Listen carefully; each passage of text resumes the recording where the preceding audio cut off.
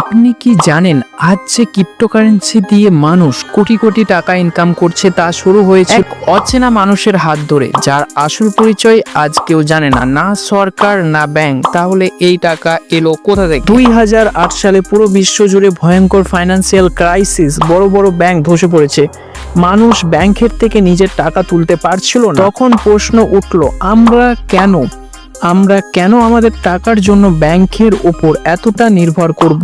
এই সময় আবির্ভাব ঘটে এক রহস্যময় নামের, সতোশি নাকামোতো। আজ পর্যন্ত কেউ জানে না তিনি একজন মানুষ নাকি কোনো একটা গ্রুপ নাকি কোনো এআই। 2008 সালে সতোশি প্রকাশ করেন একটি ডকুমেন্ট যাকে বলা হয় বিটকয়েন হোয়াইট পেপার। এই হোয়াইট পেপারে বলা হয়েছিল এমন এক ডিজিটাল টাকা তৈরি হবে যেটা পাঠাতে লাগবে না কোনো ব্যাংক, লাগবে না কোনো সরকার, অর্থাৎ মানুষে সরাসরি টাকা পাঠানো যাবে। 2009 সালে জানুয়ারি প্রথম তৈরি হয় বিটকয়েন ব্লক, যাকে বলা হয় গ্রিনস ব্লক। এই ব্লকে লেখা ছিল একটি লাইন যা ব্যাংক সিস্টেমের বিরুদ্ধে এক প্রতিবাদ। বিশ্বাস করবেন, তখন বিটকয়েনের মার্কেট একদম জিরো বললেই চলে, মানুষ ফ্রিতেই ব্যবহার করত। 2010 এক ভদ্রলোক 2টা পিজা কিনেছিল 10,000 বিটকয়েন দিয়ে। তাহলে ভাবতে পারছেন তখনকার সময় বিটকয়েনের মার্কেট ভ্যালু, অর্থাৎ মার্কেট কতটা ডাউন ছিল।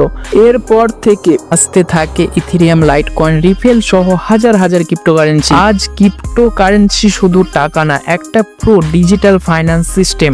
যে টাকা জন্ম হয়েছিল ব্যাংকের বিরুদ্ধে, আজ সেই টাকা বদলে দিচ্ছে পুরো বিশ্বকে। আপনি কি মনে করেন ক্রিপ্টোকারেন্সি ভবিষ্যতের টাকা?